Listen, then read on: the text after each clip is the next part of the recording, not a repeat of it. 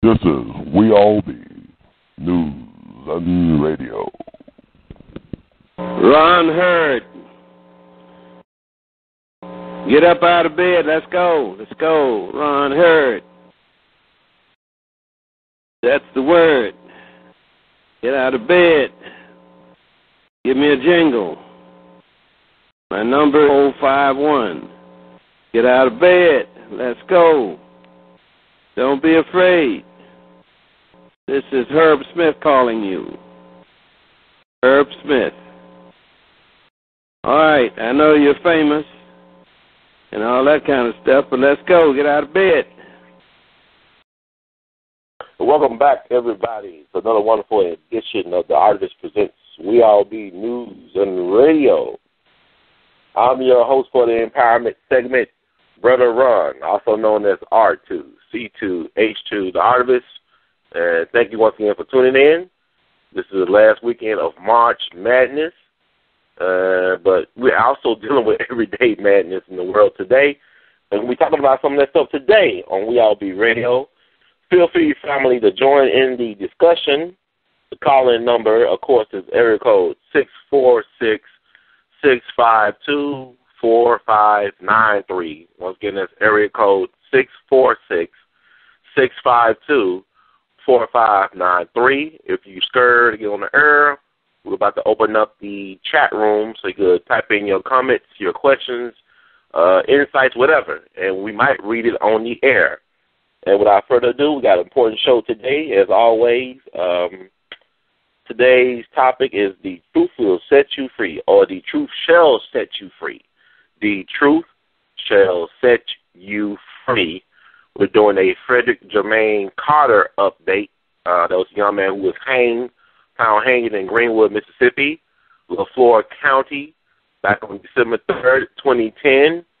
It's almost 4 years later, y'all. You know, there was a case and some momentum. There's some interesting characters and organizations involved, such as the Honorable Louis Farrakhan of the Nation of Islam, and also some local players. But this is an interesting case. Like, think about what's going on now with the Trayvon Martin and the Jordan Davis and the Renisha McBride, all this stuff that's been happening since that time. It's interesting. Y'all won't believe what we have to share with you all today concerning that case and its narrative. So feel free to join in the discussion, and let's get to it.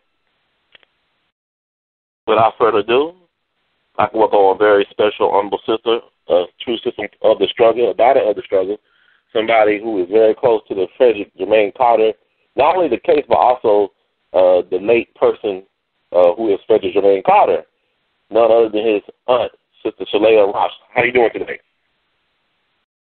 I'm wonderful. How about yourself? I'm good. I'm blessed. I can't complain. It's an honor to have you back on. Did you know, like, the last time we actually had you on officially was about back in March of 2011, around this time, which is ironic, you know. Right. We're talking about this case almost 4 years later.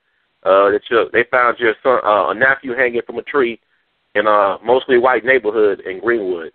So I'd like to just get an update, because I know you got a lot of interesting information to share, because from time to time I will get calls or texts concerning updates about this case, believe it or not. So just fill us in if you can. Well, at this particular time, I seem to be after about 3 years. At this time, I'm getting a lot of calls. You know, after I had notified a lot of people, hoping that I would get some respond, and of course, no one was really responding because, again, they was talking about why was I sharing his picture of him, you know, lynched in a tree and this and that. And so I said to them, this is how they found him. And so at this point, I guess Jermaine's name is being kind of like surfing around, around the world right now, because I'm starting now to get some phone calls from different people wanting to know what has happened, concerning his case. And so these are people that are that are kind of like higher up in the civil rights movement, and from California, Florida, Atlanta, in Memphis, Tennessee. So I'm getting a lot of phone calls at this time. So I feel at some point that people are now starting to look into looking back at my emails and telephone calls where I had been asking for help. And I'm getting a little more support now. And I just feel that God is moving right now. It must be. I mean, definitely the season for that, I feel. But I just wanted to touch on a little bit because I know the last time I really was involved in the case for me was like in 2011. I actually wrote a 7-part article series on my website, We All Be, concerning the case. Like it was 7 months after they found his body hanging from a tree. And my thing was, why was there no active investigation in that case by July 2011? And I also had a chance to meet up with your sister, Brenda Carter Evans, and her Frederick's stepfather, who was her husband at the time, Llewellyn Evans, on Good Friday 2011, when they had a press conference in Greenwood with the National SCLC. Actually, the president at the time, the late Dr. Howard Creasy Jr., came all the way from Atlanta to meet with the family and to investigate the crime scene. So I just want to know what's been going on since 2011 with the case. Well, since then, we haven't heard from the lawyer, my sister's lawyer.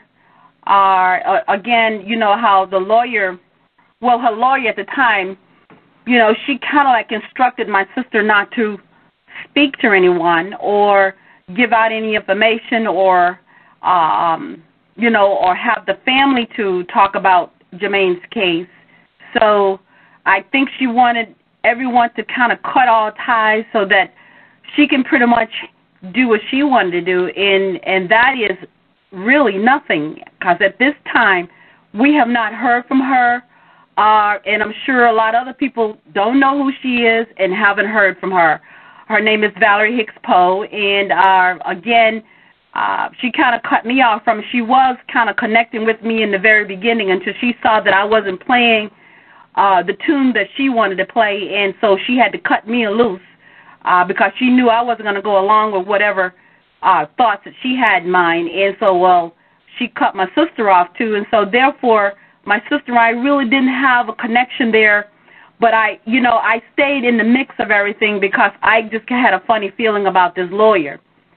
But during this time, you know, my sister stayed down there for another maybe couple of years, and then after that, she now is residing back in Massachusetts because she was going through a lot, you know, and it's taking a toll. It's still taking a toll on her about her son because she don't know what happened to her son, the reason why it happened, and the situation, how it happened, and no answers and nobody really looking into the case. So now I feel at this day and time, we are now starting to kind of like getting a few phone calls where there are people in certain positions can help us with the case. So she have now allowed my brother and I to handle her case. You know, we haven't really talked to the lawyer, don't know how to get in touch with the lawyer during the time that she was connecting with my sister. I got an understanding when I spoke with my sister that she had never really went to, you know, met her in her office. She would always meet her at a place called McDonald's. Now, wait a minute. You said McDonald's? Yes. She would always, my sister would drive all the way to where she's at, and she would tell her, well, you meet me at McDonald's.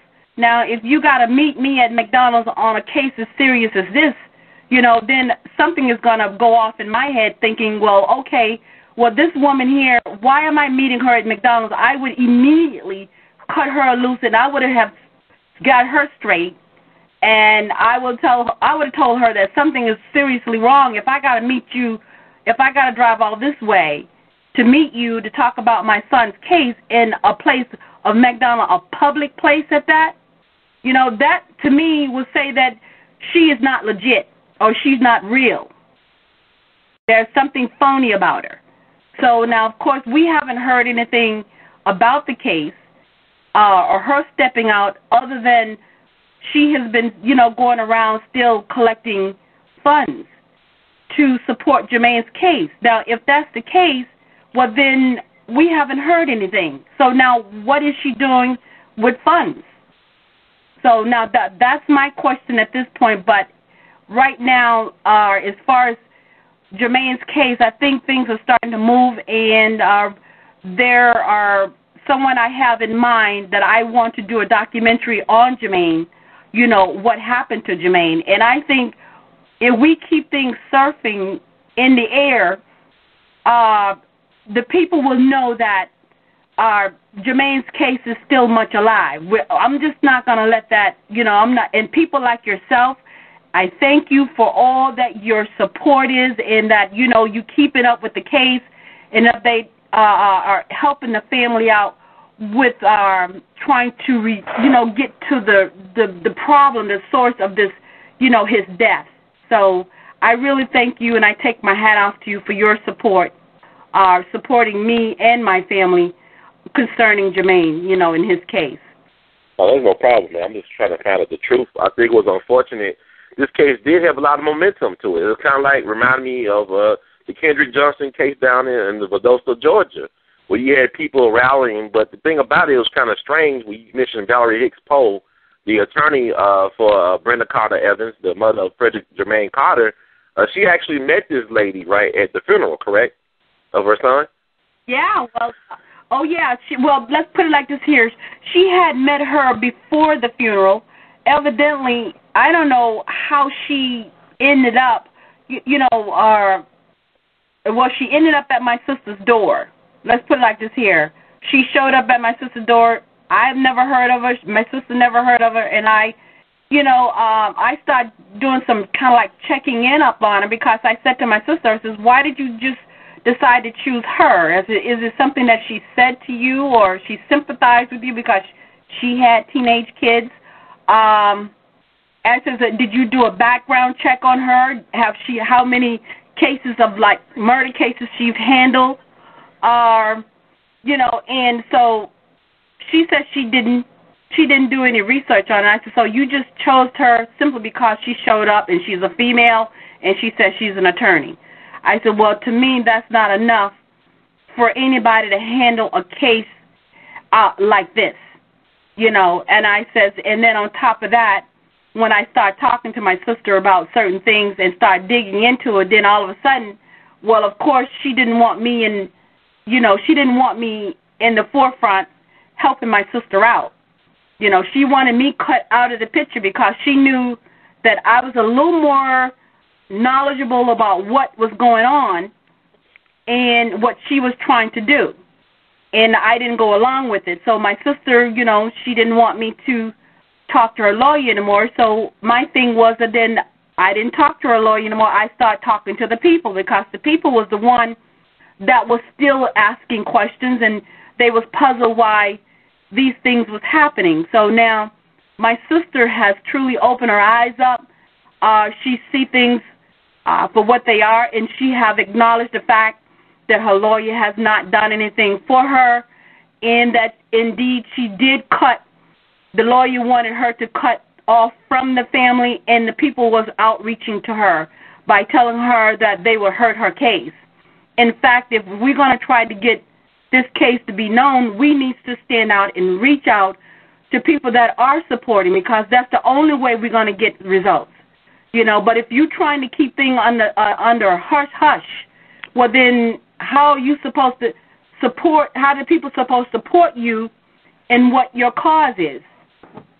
So I just felt that something was really troublesome with that when the lawyer start pushing in that direction, and so I feel bad about how things has turned out, but I feel in my heart that there are good things going to come out of this, and I have never given up.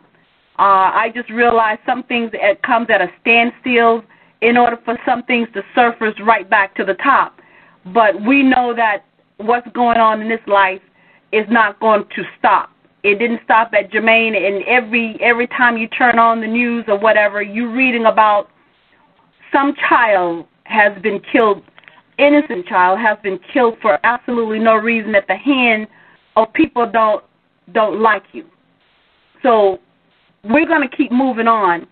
And I just realized that it's been 49 years of what they call the walk from Sarah Montgomery. You know, when they did that freedom, when they did that march. Right. It's been 49 years today. Okay. Yes, it has been. And you know what? In my gut feeling, we are heading back to that march again. This is the beginning of that march. We're going to do that march again. I don't say yes. Well, I'm sorry, sister. No, I was just saying this is where we're at right now. Again, I do have quite a bit more information. My sister had, like I say, turned everything over to my brother and I to handle her case because, see, now she done got to the point where she can't really talk to people and be around a lot of people, and then, you know, what she's going through right now, she is hurting, and it has taken a toll on her, and my heart just goes out to her because I realize what has happened to her, and trust me, now the family is coming together and supporting her in spite of what the lawyer has already done. And I realize that God is fixing it to the point where he's drawing us all together where we can stand together and unite and do the right thing. And now the people, now that we as a family have come together, now I realize the people are now starting to reach out even more because I said, when I thought that no one was going to contact me back or get back to me about anything, now I'm starting to get calls from people asking questions. Where does that? Have you heard from A.L.L? Have you heard from Jesse Jackson? And these people are the one that works with the civil rights movement and the civil rights leaders. So they are kind of higher up to the point where they can show me where I need to go because it's not like this is something that I have dealt with in my life. This is something new to me, and what we are learning, I'm learning every day how to really grow strong into how I can be able to support whatever movement comes my way and whatever we can build as far as getting the truth about Jermaine out, because I know in my heart we're going to know what's happened soon. Okay, well, I want to just give people understanding because a lot of people don't know about this case as well as they should know about it because it's for reasons I will get into right now with Valerie Hicks Poe. Okay. Did she work for the state of Mississippi, correct? Was she's a lawyer representing some people, organizations a part of the state of Mississippi before this case? Well, my understanding was, yes, she was. She was, my understanding that she was working on a case of our state trooper, was going into court, and they had supposedly had a huge lawsuit against the state of Mississippi, and it was concerning the minorities of state trooper. And I believe the state trooper was black, or the ones that she was representing at that time. So my thing is that at that time of Jermaine's incident that happened, she was there in Mississippi. So I feel that there was a connection with politics. It had something to do with all of that because, let me tell you, I worked in the courts for 20-some years, family probate court, and I've sat in on cases where that I know judges, lawyers, and they kind of connect and they do certain things to kind of swap off, in a case if there's something that they don't want it to be known. If there's something that they want to do or something they don't want nobody to know, that's what they do because they all know one another. Right. So I've learned that lawyers work hand in hand along with judges. So I look at the court as a corporation. They all work together. That's true. Polices. Go ahead, I'm sorry. Yep. No, I'm just saying all of them work together. I'm going to leave it at that so you can talk. But, yes, they all work together. It's a corporation that works together, and people have to understand that when they work together, they know each other by first name. Yeah, I think black folks need to understand. That's critical. If black folks don't understand that, we ain't going to never understand it as a people. A lot of us do understand that. So I want to get back to Valerie Hicks Poe. This is what I know. Maybe it's some circumstantial, but this is what I know. This is like a pattern I've seen with her, was the fact that anytime an organization or individuals reach out to Brenda Carter Evans, she found a way to sabotage those relationships. Like I looked at, you look at Frederick, Trayvon Martin, Benjamin Crump, the lawyer for that. You look at Shaveen King, who was the lawyer for Kendrick Johnson's parents, the brother who was found rolled up in the mat in his high school. They was very cooperative with people. They were very cooperative. They wanted media attention. They wanted to work with different civil rights and other organizations to get the word out, to get the spotlight out on this case. And they have benefited from those cooperations and collaborations with different individuals and organizations. One of the first organizations I give credit to for really pushing this case was the Nation of Islam, which is headed by the Honorable Minister Louis Farrakhan. They actually paid for the second autopsy. Not only did they pay for the second autopsy, but they also got more coverage when USA Today and other mainstream media outlets quickly ruled it a suicide within 24 hours or 48 hours of discovery of the body. They quickly ruled it out as a suicide, where the Nation of Islam really pushed the issue through the final call. They printed the picture of your nephew hanging from the tree on the front page of the final call, in the tradition of John H. Johnson printing the photo of Emmett Till's disfigured body. They really put the word out, and they paid for the second autopsy. And we have not heard what was the results of the second autopsy. Then Valerie Hicks Poe, she goes after Dr. Adele Shaker, who was the head state medical examiner of the state of Mississippi. Mississippi has been known for corruption when it comes to their coroners and medical examination people. But this guy, who actually released the autopsy results and said that it was not a suicide, but it was a hanging pending investigation, she actually went after him through the media and caused him to lose his job as the state medical examiner. And so, you got several instances, even with the National SCLC, the Southern Christian Leadership Conference, got involved with the case because of Brother Wendell Lee going to Atlanta and making those connections with him. He actually brought the sitting president of the National SCLC at the time, Dr. Howard Creasy Jr., to Mississippi. And I remember I went there on Good Friday for the press conference, and Valerie Hicks Poe, man, she was like, if she ain't an agent or a provocateur, she's damn near close to one. Because the thing she was doing, Wendell Lee was very pissed off how he was treated by Valerie Hicks Poe. The thing she was doing to undermine certain relationships was very peculiar. She even got under my skin that day. I'm hard to really get angry, but it was hot that day. But I'm just saying to her, she didn't seem like a person that was willing to work with people. That she was there just to make sure that like you said, that your sister stayed isolated from supporters and family and friends. Sure. Yep, she sure did. Again, like you say, you just laid the whole pattern out for everybody to understand. Everything she did was sabotage, and so, well, of course, that was one of the things I mentioned to her about why is it that, you always come and see what happened. And just to back up on that, Brother Wendell Lee, he was the one that was setting up the press conference, for Jermaine. Mm-hmm. And he was inviting Valerie Hicks Poe and whoever else she wanted to come, Willie Perkins of the NAACP, which she had hooked up with. They would go and look like they would take over the press conference that Wendell Lee had set up. He was the one that was in the forefront of that, not her. She did one press conference because I said to her, I said, why is it that you're not stepping out on my sister's case? Why is it that you're not speaking out about my nephew? Why aren't you not asking questions? Why aren't you not pushing to have this case investigated?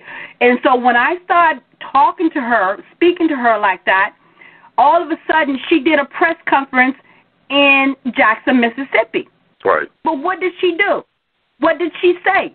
It was nothing that she said that made me think that she was trying to get down to the nitty-gritty of this case.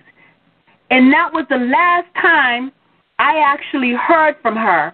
But I had been hearing things from people calling me, asking me, well, this woman is going around asking for donations. Okay, but we want to know, where is your sister and where is her kids? Why aren't they there with her? You know, why is she not, exposing what is truly going on? You know, but she's asking for funds. Now, she's asking for funds to support Jermaine's case, but what has she done? Nobody has heard anything from her, and nobody has heard that she haven't done anything positive towards this case except, like you said, she cut everybody off. If anyone called her up, she want to know who you are, what you are, and what is your connection with the family. She want to know, why are you calling her? You know, and like I say, Brother Keith, he's a producer. He's the one that did the Injustice file. He's in New York. I've been speaking with him. And so I gave him her number, how he can contact her. He called her. She questioned him. She didn't want to talk to him. And he asked her questions. She says, well, I'm not going to answer these questions, and I'm not going to talk to you. That was the end of that. You know, people that are there are trying to help. Like you say, she cut everybody out. And now she questioned why, they're calling her. Well, don't she realize a case like this, people are going to call her? That makes all the sense in the world.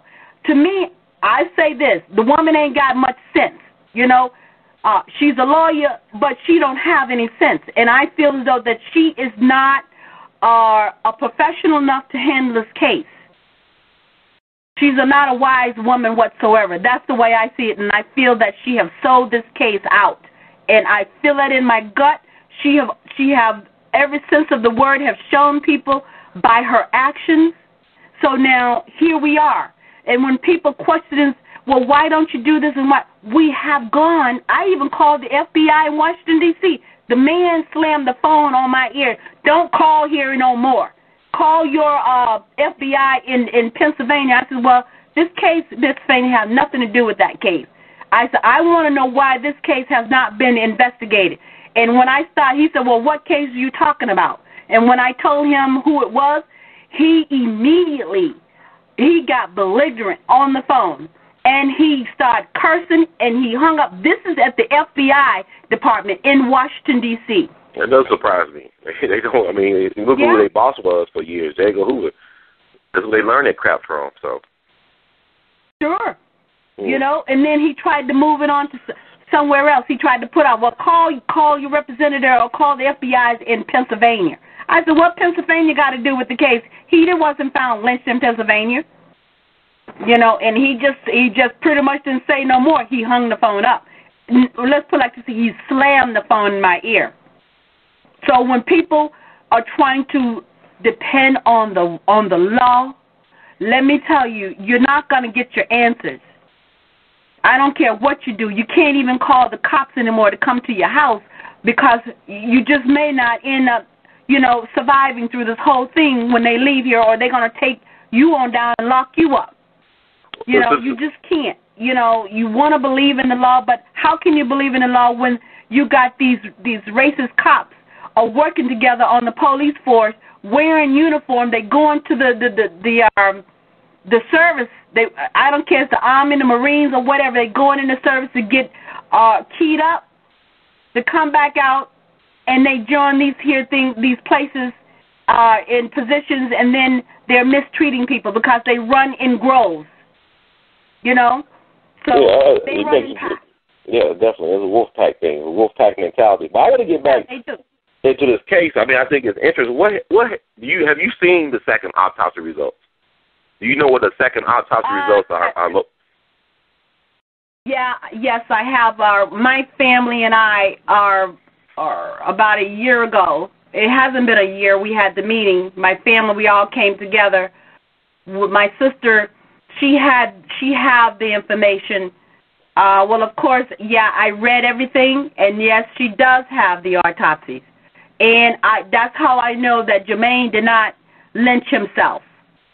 So the autopsy did confirm that. It confirmed that he did not lynch himself or did not kill himself? Did not kill himself. So the second autopsy, he did not commit suicide. That was basically the second autopsy came to the conclusion.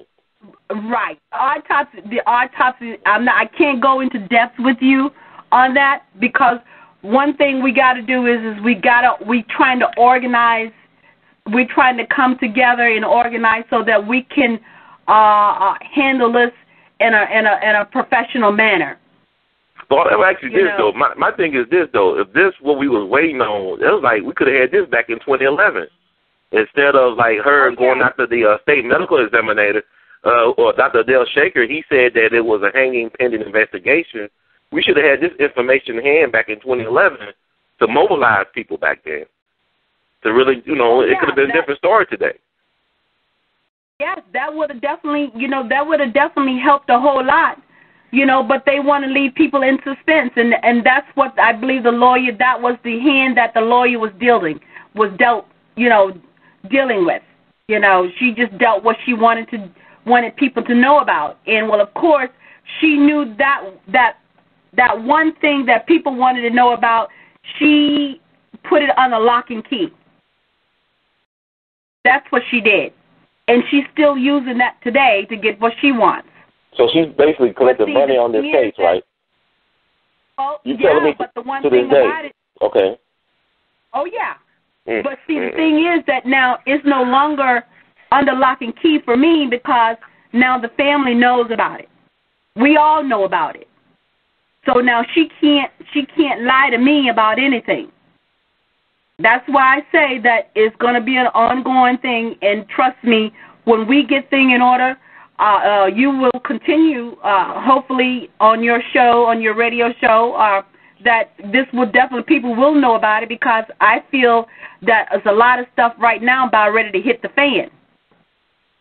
Oh, yeah, but I just want people to understand, like, with Valerie Hicks Poe, it's not that I'm beating up on Valerie Hicks Poe. I'm just stating some of the things that I know from firsthand knowledge of dealing with Valerie. And then you said that she would have your sister actually drive all the way from Sunflower County, Mississippi. This is northern Mississippi, all the way to Birmingham, Alabama, to not be at her home, not at her office, not even at her church, but at a McDonald's. At McDonald's. And I believe there was one other place, a schoolhouse. A schoolhouse and McDonald's in Alabama. Wow. Oh, man. When the last time your sister had contact with Valerie Hicks Poe? Yeah, well, let me put it like this. You may not be beating up on her, but I am. I mean, it's fair. I think it's fair considering, like, you think about how important lawyers are in these type of cases. Your representation is so important in these type of cases. Sure, but you know what? I realized, Brother Ronald, I realized one thing, that you always got a few bad apples out there, sure to spoil a lot of them, and, right. And I feel in my heart she is one of them, and to this point, I don't have no respect for the woman. That's my point. I cannot respect somebody is going to do something to any family when she got a family of her own. What if it had happened to her son or her daughter? Doesn't matter, or anybody in her family. That's my question. How cold and hard-hearted can anyone do something that cruel to another human being of color? She is the same race we are, but she has threw us under the bus. That's how I feel about her. I don't hate her, but I tell you what, they always say what goes around comes around, and I believe that. But see, there's no good, a fortune is going to come to her. She's trying to have a business. How can you run a respectful business when, in fact, that you are throwing your own people under the bus? You can't do that. Don't she realize that what she did that is, is going to be talked about? That's my problem. How can anyone stay quiet, you know, if this person's supposed to be supporting you 100%, knowing what happened wasn't right, and when I was looking at the tape that you showed me where they was all out there at the crime scene, how all those people was all over the place, and it wasn't even wrapped off. And that was back in April. Now, like, think about it, that table was still outside. How could you say? But the table was still outside, yeah.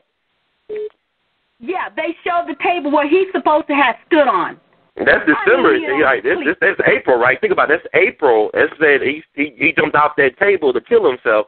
That happened in December, and this is April 2011. That was December 2010. They found his body. Now it's April 2011, and that table was still out there. Well, let's put it like that. Isn't that part of the evidence? Yes, it's supposed to be in the crime lab. It should have been take it to the crime lab. All right, then. So if that's the case, why wasn't that table not taken away from that spot?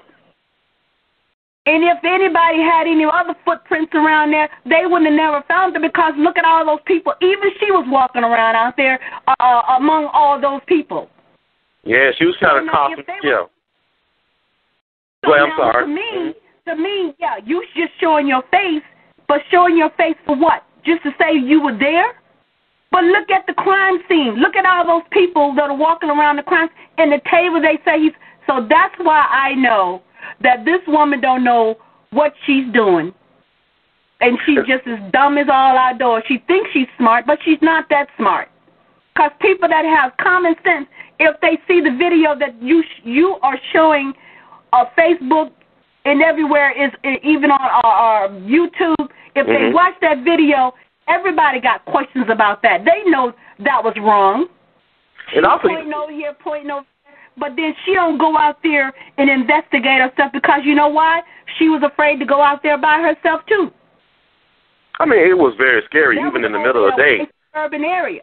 Yeah, it's very disturbing. Even in the middle of the day, it was a very disturbing area. And I just want to let people know that it wasn't a white neighborhood. But here's the thing. We had police escort, but it was a white man in a white truck that pulled up, beside everybody. We were kind of questioning who he was.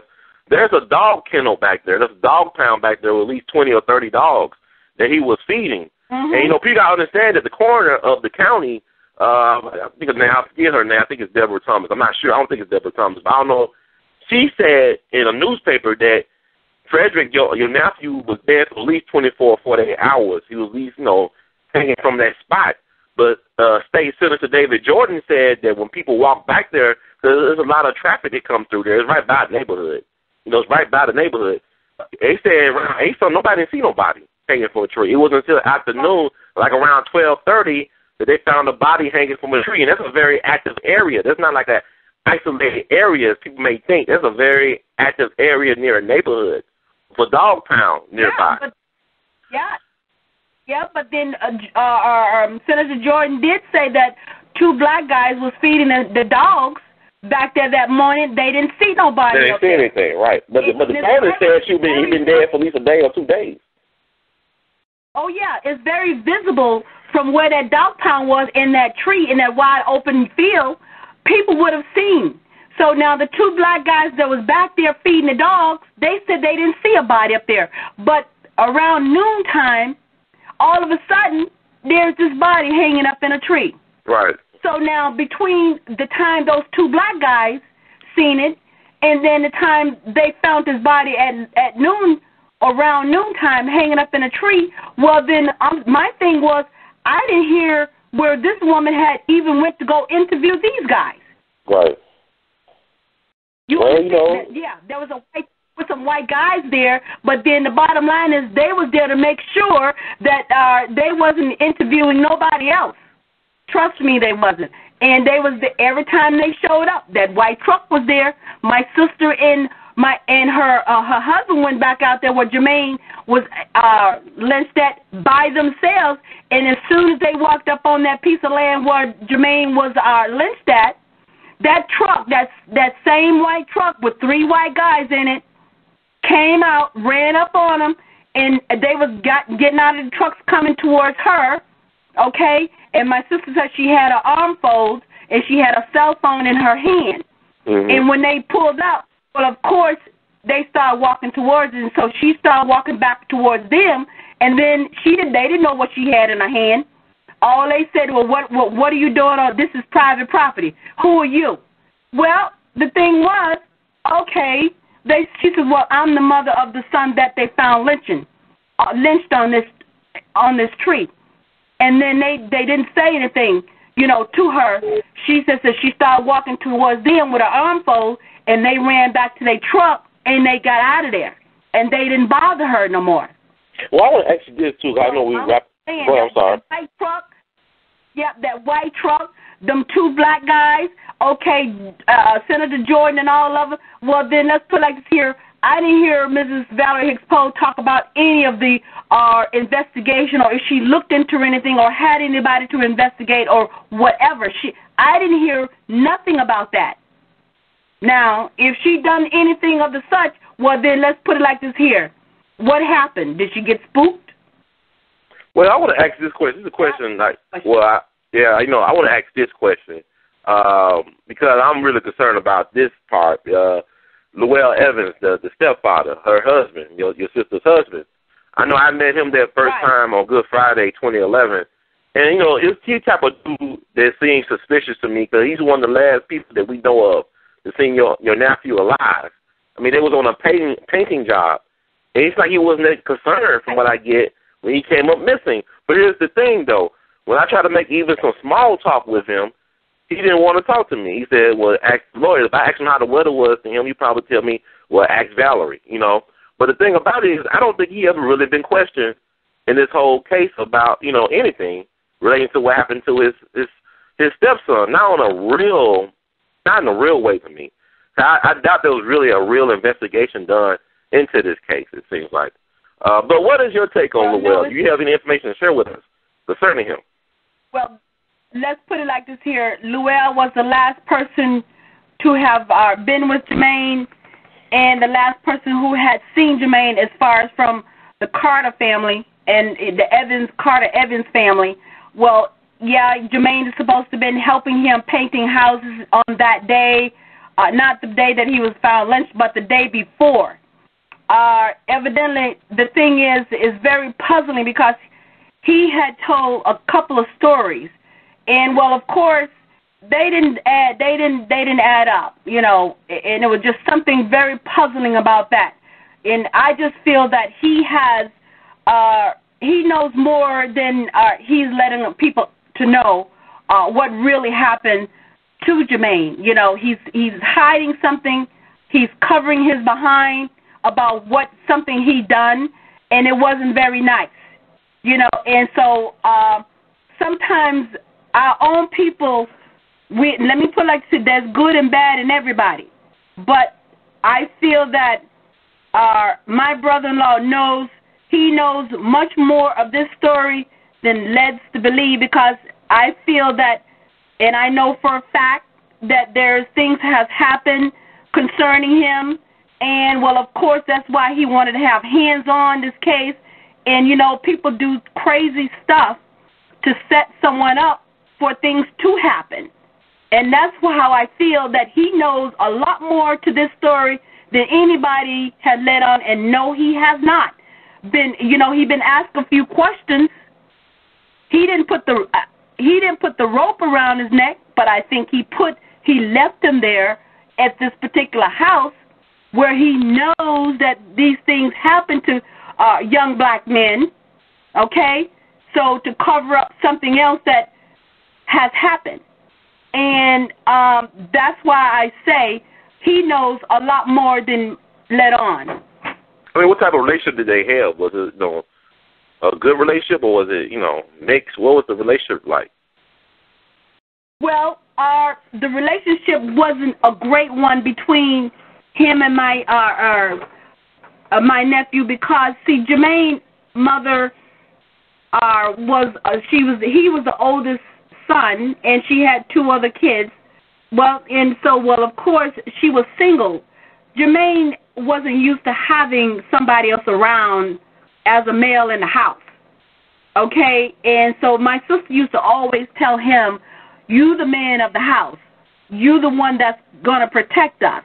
You the one that, have say in the house." So when this guy, my sister jumps up and marry.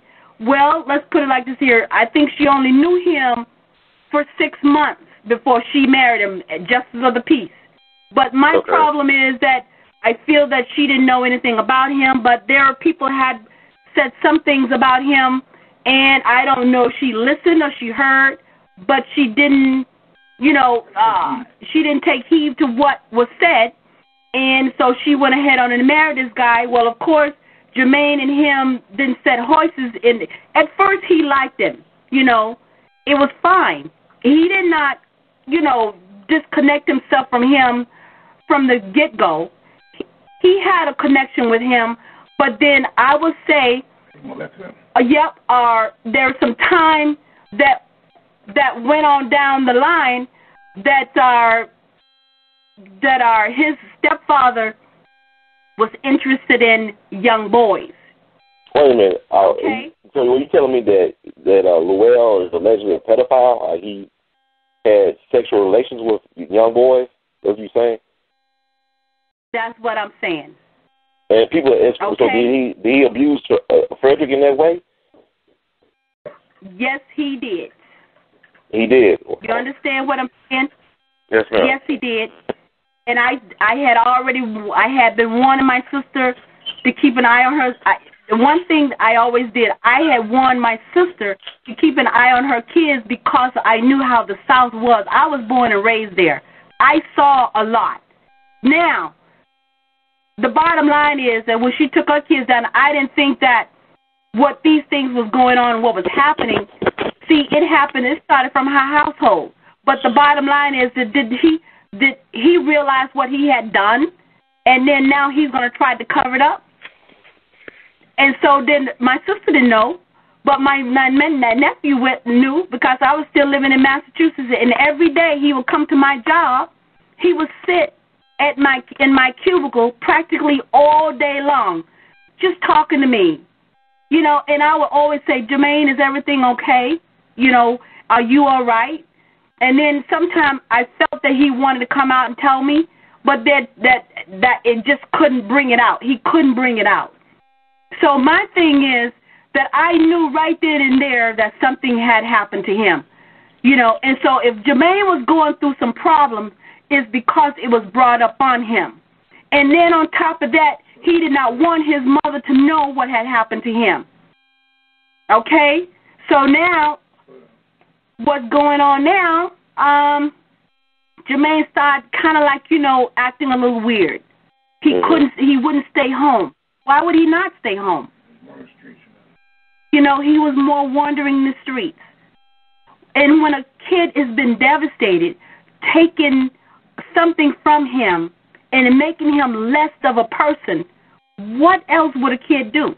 He's not going to, let's put it like this, he didn't commit suicide. And so let me put it like this here. Every time you turn around, was he driving him away from home? I believe he was. Jermaine didn't want to stick around. So now he's wandering around in an area where we know that there are people do bad things. So does L.L. This guy lived in Mississippi all the days of his life. Mm-hmm. So now he knows exactly the ins and outs about what was happening, So now I feel that he was not questioned, not investigated, and so what happened to Jermaine, he may not have put the rope around his neck, but I certainly believe that he put him somewhere where he was, he was not in a safe environment. And I believe that he saw and he knows what happened because he called himself that he was wandering around all day the day he come up missing, looking for him. So I don't know. That's why I say there is an investigation got to go on. And I believe that we're going to get to the nitty-gritty of this, and I'm not going to stop until I get the truth of the matter. But I do know, because one thing about it, my sister did admit it. She admitted to me after the fact because she said she didn't know. That he was abusive towards okay, but she admitted that she didn't know that L.L. was sexually abusive towards Frederick, you say? She did not know. Okay, but she found out about it, right? She knows now. If my sister knows, if my sister had known, there would have been something done about it. But then she didn't know, and so now when she found out the truth about it after the fact, okay, now she's trying to live with herself with this. So I know that she's carrying a whole lot. She's carrying a burden.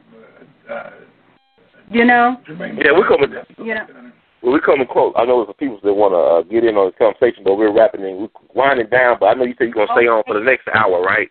With Dr. Yes, I will. Okay, cool. We'll bring that into we'll bring this back into the conversation as well. But I want to ask what's going on with your sister now. She's been like in and out of the hospital, or what's going on? I mean, what's happening with your sister? She's being in and out of the hospital right now. She's being treated right now, but she's fine. You know, there are days that she's feeling great, and there's days that I think when she starts thinking about things, it just tear her apart. And it's like she is certainly dealing with it, and the Lord has made it possible for her to go back to where the family is, so that she will have family surrounding and support, along with my nieces, and they're doing great. They've gone back. The oldest girl is working with the one that has a little girl, and the youngest one, she graduated from high school last year, and she's pursuing college right now. So now they are struggling big time at this particular time because their mother is not really able to support them like she's supposed to. That's why I said Valerie Hicks Poe has really done a number. I feel that she just as bad as my brother-in-law is, and as bad as the people that done this to Jermaine. And that's I lump her in that category with that section, because she knows that my sister is definitely struggling right now, and her daughters are doing the best they can to keep their head above water. And the one that's in college right now, she does need the support. Well, you've been telling me that even since this time, all up to this time now, that Valerie Hicks Poe has been collecting money in connection to this case, correct? Yeah, she has been, because let me put it like this here. There are people who have been calling me about this, wanting to know why my sister and her, her girls, when Valerie Hicks Poe go to certain areas, they're not with her. Okay, wow. And why she haven't been, sit out with our press conferences. So at this point, is she still... Yeah, okay, I want to ask you at this point, is she still the representative for the case for Brenda Carter Evans? Is she still her representative on this case, her lawyer? At this time, we don't know because, again, we haven't heard anything from her. To tell you the truth, I'm looking for someone that will step out and help us out, because we really do need the help. I know she's not going to deal with me, and we don't want her as a lawyer. The family do not want her. They are so adamant about not wanting her to handle this case no more. Okay. Enough is enough. And is your sister, is she divorced from A.L.L Evans, or she's separated? I mean, I know she's living in Massachusetts, he's in Mississippi, correct? Are they separated at this point, or divorced? Well, they're separated. They're separated. I don't think that she's going to be going back down there ever, no time soon. So I don't know. A.L.L, he haven't been seeking no kind of divorce, but let me put it like this here. Neither have she. But if I find out, let me put it like this here, we're going to find out more about this, what part he plays in that. He can forget about it, because as long as he's connected with her, whatever goes down, then he's still a husband. So we don't need him. We don't need his support, and we don't need him. Okay, so we're going to take a quick break to bring in our other guests. So I want to thank you, Sister Shellia Ross, for giving us this powerful testimony and update. And we're going to keep you on as well for the next segment. And we'll touch back upon this as well, because I know I have people that wanted to talk to you this hour, but we got to keep it moving so we get everything in order. And then we can hopefully take questions towards the end of the show. But thank you once again for being such a true soldier for your nephew and holding it down for justice. We appreciate you. Thank you, Brother Ronald, and I will be listening in on the rest of the other hour. And thank you again for your tremendous support. Oh, no problem. Anytime. You know I love you. Oh, no problem. We love you, Melly. We love you, Melly, too, Sister Shellia. Tell Brother John I send my regards, but we're going to put you back in the show as well. And welcome back, family. We're still trying to get Dr. Williams on, but I guess I'm going to open up the chat lines. We still got Sister Shellia Ross with that powerful testimony from last segment. We're going to get her back in, and we're going to try to answer some of these questions you all may have concerning this case. Sister Shellia, you still there? Yes, I am. Yeah, I'm going to hit the phone line. Some people that have been waiting patiently to talk to you. So I'm going to go to Brother Everett. That'd be great.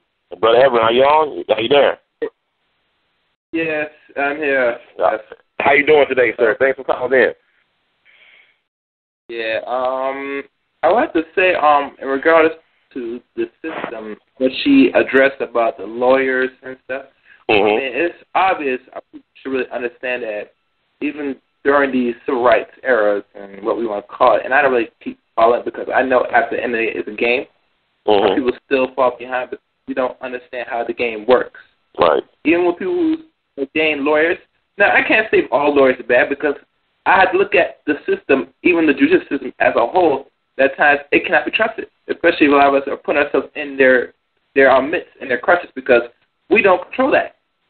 I mean, a lot of things have been passed and gone that could have been resolved easy, and whatever the situation, it could have been done. But because we have people, entities that control these sort of systems, we're always going to be falling left behind. And, you know, I'm not saying any of our so-called leaders like Al Sharpton. I mean, I don't really want to go into them because I know what they are already. And they know that these people are not really in the interest because it's been going on for such a long time. And they just sit back and fold their hands. Just like the one she's talking about, the one lawyer, Miss, that you said that, Valerie I guess, meant you. Yeah, you know, the one that said, and you know one thing, the funny thing about it, our people get relaxed when it said it's only somebody else's person. But notice we all collective people. And say you rather wait till it hits your own front door till you start feeling the same victim. It lets you know how much far separate and gone we are as a nation of people. But at times we just don't have no feelings amongst ourselves. I mean, it's rather be in destruction than try to support self. And that's my biggest issue with it, you know? I mean, I don't know how far you've been fighting this, miss. What's your name? My name is Shellia Ross. I tuned in late to the show, so I was trying to follow majority of the story of what you were trying to get at. I'm not sure Ronald could. Well, Brother Everett, I had posted in. I'll post some links up to keep you, help you follow up with the show. Okay. In terms of the story, I mean, about Frederick Jermaine Carter, but I want to thank you once again for calling in and offering your insights. Right. Appreciate it. All right. Good night. No problem. And we're gonna move on to this is Dr. Issa. Are you there, Dr. Issa? Hey, brother, how you doing, man? I'm good, man. It's blessed to have you on. This is the one and only brother, Dr. Jahi Issa. He's a true pioneer, trailblazer, freedom fighter, academician, extraordinaire. How you doing today, sir? Hey, man, just, I'm not in shock at what I heard, and I wouldn't doubt, although I may be wrong, and I hope that I'm wrong, that Dr. Faye Williams was called off of the show because there's an official. I know that I hope I'm wrong about Dr. Faye Williams. Okay. But she may have been called off of the show because the administration does not want anybody that is affiliated with the administration. If she has an Obama appointee for the National Commission of Scholars, they don't want anyone who's affiliated with the administration talking about lynchings. So if you had brought her on her own show without you talking about these lynchings, she may have stayed on. But because you have her on and she's coming right after these lynchings, and people will have to, and she's in a very strategic leadership position of the National Council of Black Women, she would have to be accountable for what had taken place on your show prior to her coming on. I hope that I'm wrong, but When I saw that she would be on right after, I said, "Oh, this woman ain't coming on." I'll give her a. Sorry, Dr. Easter. Go ahead. I'm sorry, I didn't cut you off. There are a lot of people on. I know there are a lot of people on holding. Two, I want to bring this up to the auntie. Yes, sir. The attorney was bought off because there's an administrative. It's not. I don't know unless you can subpoena the memorandums that come from national security. There's an administrative position that's coming from the federal government itself, that there have not been any lynchings in this country since the 60s. All right? So any politician, lawyer who comes into play on this, they may in the beginning have genuine concerns, but the government cannot afford, because of national security issues, for black people to become upset about what they are continuing to do. And I say the government is also involved in these lynchings because they are covering them up. Right here in Delaware, the home of the vice president, where I was teaching as a professor of Africana Studies at Delaware State University, 2 black men were lynched. And I was investigating that along with some students. We were starting to investigate it, and it ended up with my subsequent arrest, and I'm still being criminally prosecuted by the vice president's son, Mr. Bo Biden. And on trumped-up charges, which a lot of people, because they control the media, they have spread false reports that it's about me not being professional and being involved in a student protest, which is not the case. It's really about the lynchings, 2 lynchings and 1 attempted lynching right here in Delaware. They have covered it up.